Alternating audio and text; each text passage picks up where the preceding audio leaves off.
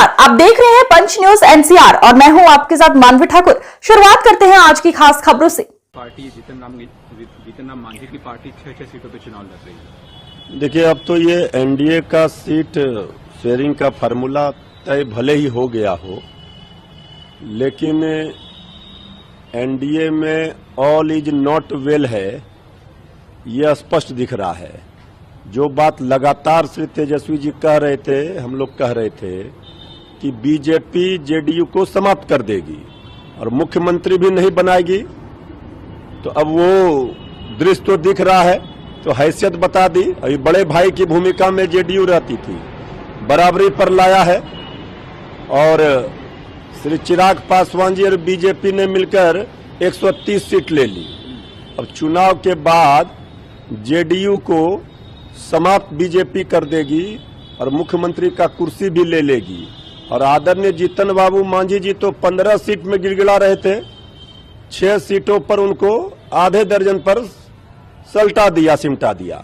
आदरणीय उपेंद्र कुशवाहा जी भी बड़ी मांग कर रहे थे, उनका भी वही हश्र हुआ। छोटे छोटे दलों को समाप्त करने का फार्मूला बीजेपी ने बनाया। जेडीयू बीजेपी पूरी तरह से अब विलय जेडीयू का कराएगी बीजेपी, ये दिख रहा है। जेडीयू तो कह रही है कि एनडीए का सीट शेयरिंग फार्मूला नहीं है, तो हमारा जीत का फार्मूला है, नीतीश कुमार ही मुख्यमंत्री होंगे। भाई, जीत का फार्मूला नहीं है, ये फार्मूला सत्ता की मलाई खाने का है। जनता की चिंता इनको नहीं है।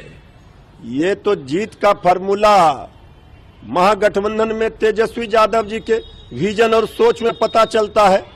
उन्होंने हर घर नौकरी देने का वादा किया है।